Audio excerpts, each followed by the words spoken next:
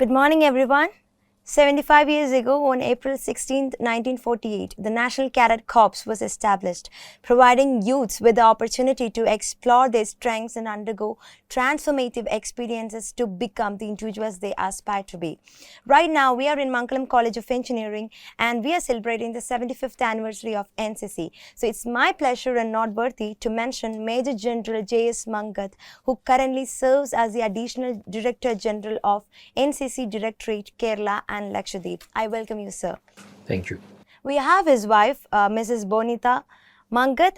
She is an academician, a teacher. I welcome you, ma'am. We have Brigadier Biju Shantaram, Group Commander of NCC Group Kottayam. I welcome you, sir. Thank you. We also have Mrs. Simi Verghese, the wife of Captain Anil Verghese, Navy officer. I welcome you, ma'am. So coming over to Major General J.S. Mangut. Sir, currently you have been appointed as the ADG of NCC and this Sunday it's the 75th year. So how do you feel about this? So it's obviously a matter of great privilege for me to be here as the ADG NCC of Kerala and Lakshadweep. And in our 75th year, celebrating this, what could be better? The fact is, NCC is almost as old as our own country, and it is one of the nation-building organizations of our country. So heading a portion of it which lies in Kerala, God's own country, nothing could be better for me. Great, sir. And over to Brigadier Biju Shantaram, sir. So NCC or the National Cadet Corps is one of the prestigious platform for the youth of the country for their all-round development with a sense of duty, commitment, dedication, discipline and moral values. So what impact do you think is NCC creating among the youths today, or what change actually can it bring forward in the future generation in your opinion? Almost half the portion of my answer is in your question itself, where you narrated what are the qualities that we are imparting to our nation's youth. So with all this thing as our primary motive and our aim, definitely we aim to bring our future citizens up who are very confident, independent, and to make our country a strong nation. They may need not necessarily be joining the armed forces, but wherever they are, they will definitely show these qualities. That's what we are aiming at. So now my question is to Mrs. Bonita Mangut. So ma'am, being in the army is definitely not an easy ride. It takes a lot of determination as well as courage. How was it for you to take a decision to marry an army personnel in the first place? Being an academician, wasn't it scary at that point of time? If you share that, it would definitely be a motivation to many. No, I don't think it was scary, since I am an army child myself and my father served in the Indian Army. So I think it just was a flow. I just flew in that direction and it had to be him. That is how it was. Okay, thank you so much, ma'am. And over to you, sir. So, sir, my question is that you have been to Kerala, and could you please tell me about the youths? Especially, I'm asking about the NCC youths in Kerala. Is there any difference when compared to youths of other places? Certainly, there is a difference. What I have observed is that they are firstly very motivated. All the cadets that I have met so far are very motivated and dedicated towards what they are up to. Second part is that they are all very good at academics. Most of them whom I have met are doing very well in their lives. And the third part is I felt that they are quite focused. Unlike the children in the other states, etc., they are quite focused in their academics and what they want to do in life. So like Biju Shantaram earlier pointed out, it may not be joining the military, but any other academic field or any other field where they will achieve a leadership position is what they are aspiring for, which is a very happy situation for us. So proud to hear that, sir. Now over to Brigadier Biju, sir. I can see that you have a strong academic background. You have done BTech in Mechanical Engineering from Bangalore University, MTech in Automobile Engineering from Pune University, and MSc from Madras University, MBA Finance from Dr. APJ Abdul Kalam University. So what was the inspiration behind this? And in addition to this, I've also noted that you have NCC C certificate holder and commissioned into the Corps of Electronics and Mechanical Engineers. So can you share the experience and true journey behind all of this? തുടക്കത്തിൽ മുതൽ സ്കൂളിലുള്ളപ്പം കബ്സിലായിരുന്നു, പിന്നെ സ്കൗട്ട്സിലായിരുന്നു, പിന്നെ NCCയിലായിരുന്നു. ജീവിതത്തിൽ there was only one aim, join the armed forces. That's why the graduation took place from Cubs to Scouts to NCC. NCC C certificate കഴിഞ്ഞതിൻ്റെ ശേഷമാണ് പട്ടാളത്തിൽ join ചെയ്തത്. But that time I had A BTech degree with me. പക്ഷേ പട്ടാളത്തിൽ ചേർന്നതിൻ്റെ ശേഷമാണ് I have got all this opportunity to skill myself in many other forms, which the army, when I say the army, the armed forces provide you with. A lot of opportunities are there for today's youngsters, even after they join the army, to skill themselves. So whatever you said was my academic qualifications are primarily what the army has given me the opportunity to do, and that's how I've done all that. So I think ഇപ്പം ഈ പറഞ്ഞൊരു കാര്യം ഭയങ്കര inspiration ആയിരിക്കും, especially to the youth, because you told that after you came to the army you got all these opportunities. കാരണം ഇത് പല ആൾക്കാർക്കും ഇതിൽ ഒത്തിരി കൺഫ്യൂഷൻസും ഒത്തിരി മിസ്കൺസെപ്ഷൻസ് ഒക്കെ ഉണ്ട്. സോ ഇത് ഉറപ്പായിട്ട് ഒരു ട്രൂ ഇൻസ്പിറേഷൻ ആയിരിക്കും, especially to the youths of Kerala, I believe. Yes, അതാ ഞാൻ പറയുന്നത്. കുട്ടികൾക്ക് പട്ടാളത്തിൽ ചേർന്ന് കഴിഞ്ഞാൽ there is more than adequate opportunity to skill yourself, and plenty of things the army permits you to do or gives you an opportunity to do. And hence one took it, and that's how all these qualifications have come in. So sir, recently I read about Lieutenant Nadalya Mangut, your daughter, who is the fourth generation in your family to serve in the Indian Army.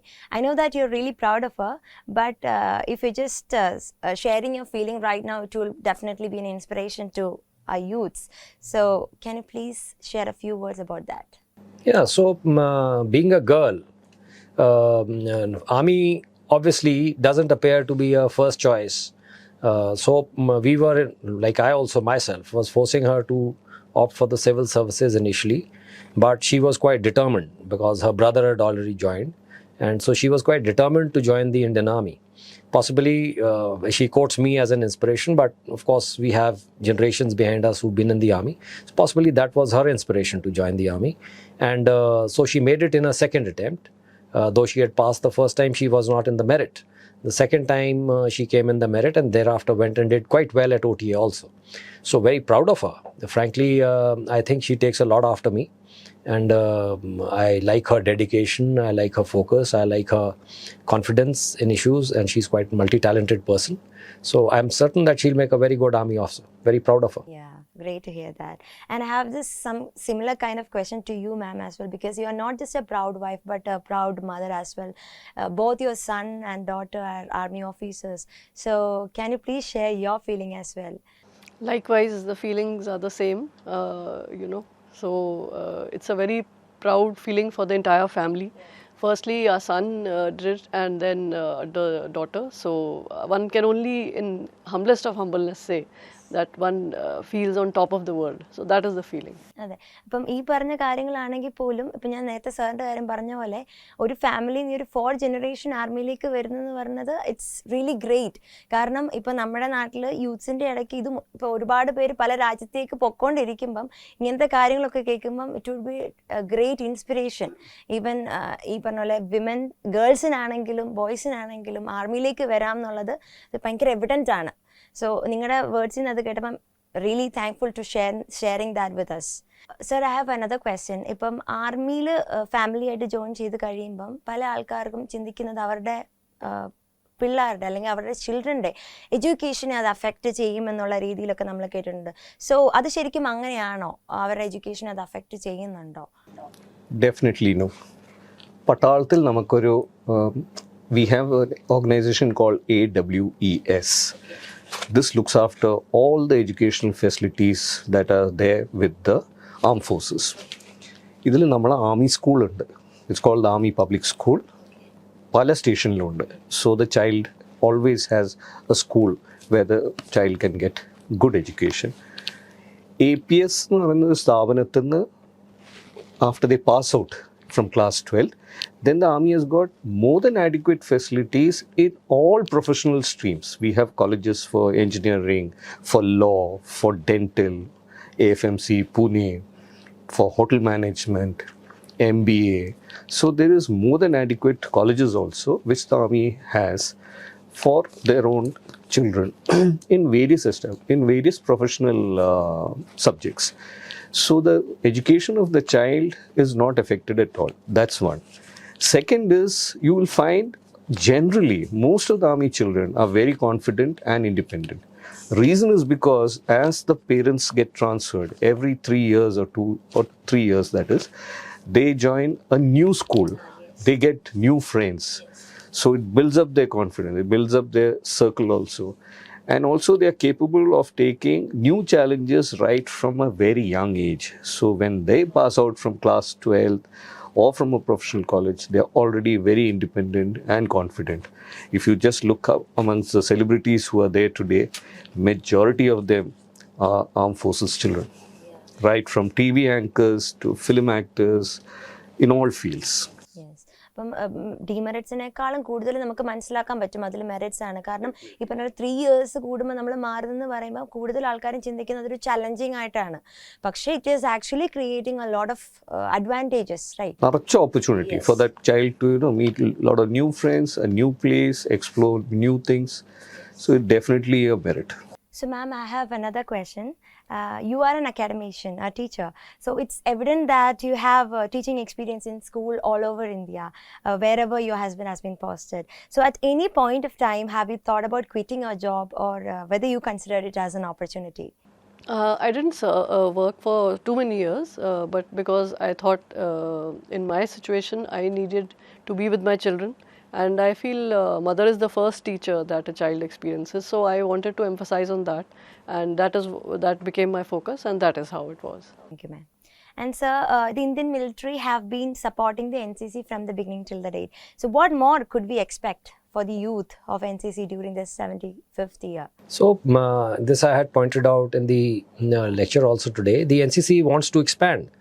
And one of the people, or one of the kind of institutions who are deprived of this, or were deprived of this, was the private institutions where we could not step in, which has now been overcome by this fully self-financing scheme.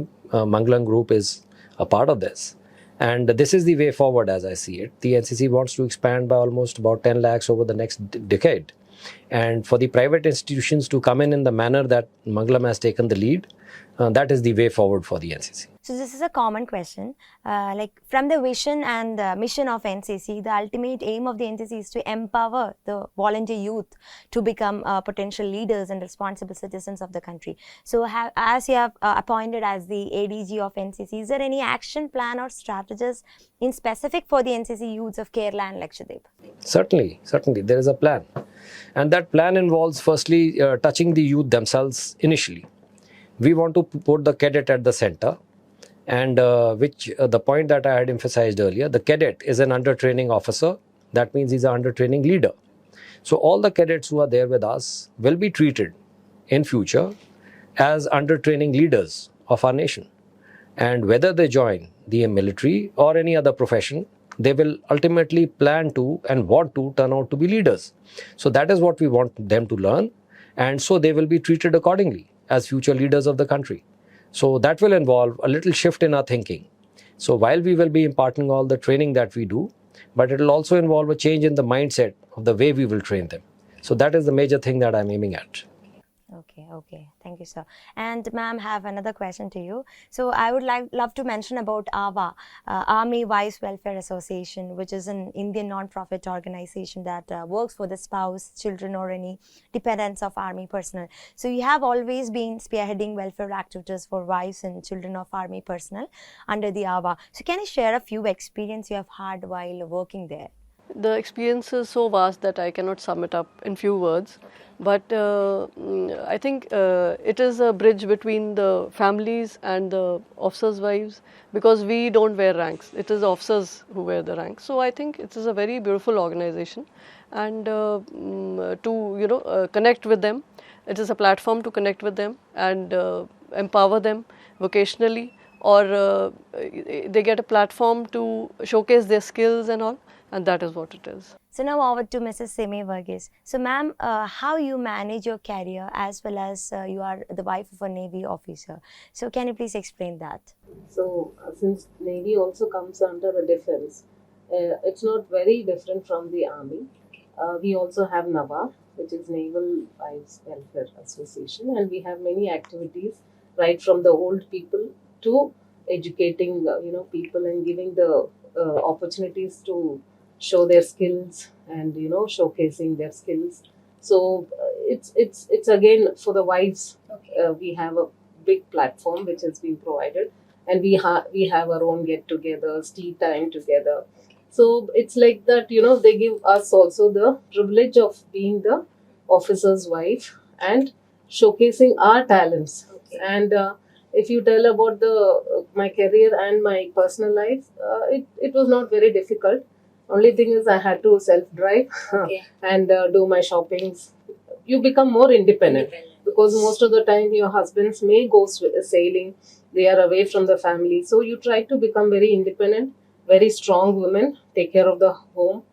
And also I should tell that the Navy provides you with helps, domestic helps, that they give you a lot of support, and many things are all in the campus. So these things are all very well taken care of by the Navy. And so it was not a very difficult task for me. And when I look back, I think I have grown a lot as an individual, as a mother, as a wife, as a woman. Overall, Navy is a beautiful organization to be in. Thank you. So അത് ഭയങ്കര ഒരു valid point ആണ്. Because ഈ പറഞ്ഞ പോലെ ആർമിയിലുള്ളവരെ കല്യാണം കഴിക്കുമ്പോൾ ഉണ്ടാകുന്ന ഡിഫിക്കൽട്ടീസ് ഒരുപാട് പേര് ചിന്തിക്കാറുണ്ട്. അറിയാൻ മേലാത്തവരാണ് അത് പറയുന്നത്. ഇപ്പം മാം അത് ഷെയർ ചെയ്തപ്പം ഒത്തിരി പേർക്ക് അതൊരു പുതിയ ഇൻഫർമേഷൻ ആണ്.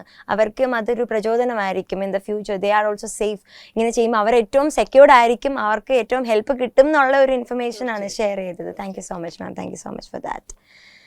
Now, moving on to the training. ഇപ്പം NCCയുടെ ട്രെയിനിങ്ങിനെ പറ്റി പറയുകയാണെങ്കിൽ I've just read that rifle training, അങ്ങനെ ഒരുപാട് ട്രെയിനിങ് ഉണ്ട്. അപ്പം സ്പെസിഫിക്കലി എന്താണ്, ഇതെങ്ങനെയാണ് ആർമിയിലേക്ക് ഇവരെ ട്രെയിൻ ചെയ്യുന്നത് ഈ ഒരു NCC ട്രെയിനിങ്ങിലൂടെ? വെറും ട്രെയിനിങ് പട്ടാളത്തിലേക്ക് മാത്രമല്ല, it is to make a good future citizen who's confident, independent and skilled. ഇതിൽ നമുക്ക് രണ്ട് തരം ട്രെയിനിങ് എന്ന് പറയാം in a broader sense. ഒന്നാമത് common subjects.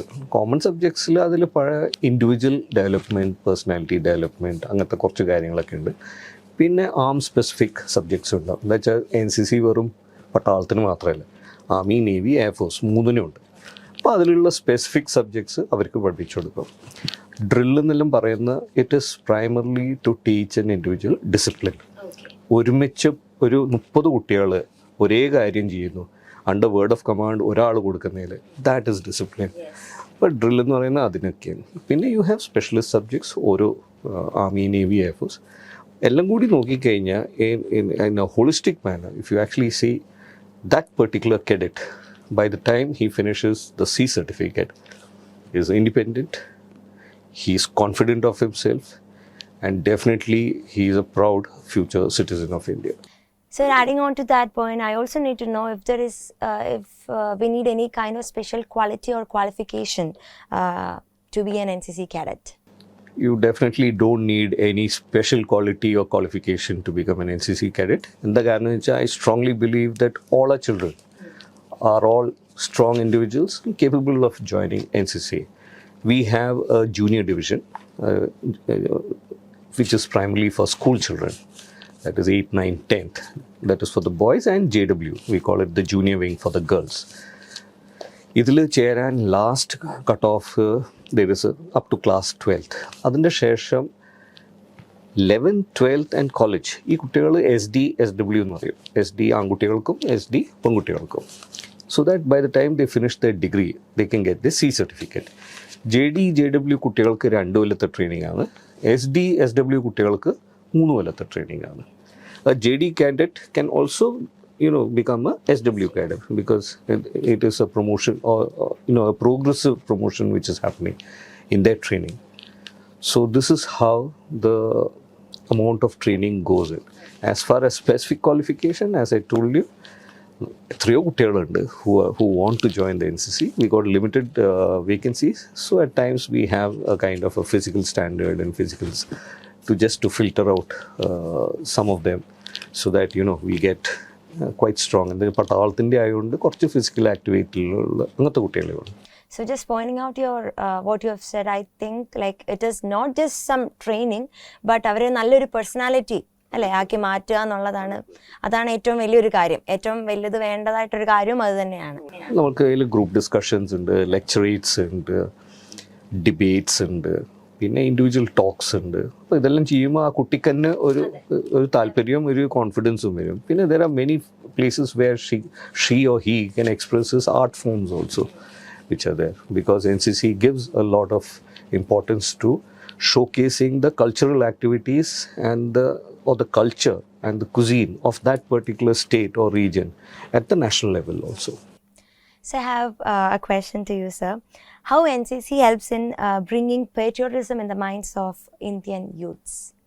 So it starts with their instructors, I think. The moment they join, they are faced with the instructors who are from the Indian Army, Air Force and the Indian Navy, who naturally, by the way we are very patriotic in the way we look at training them. So it starts from there.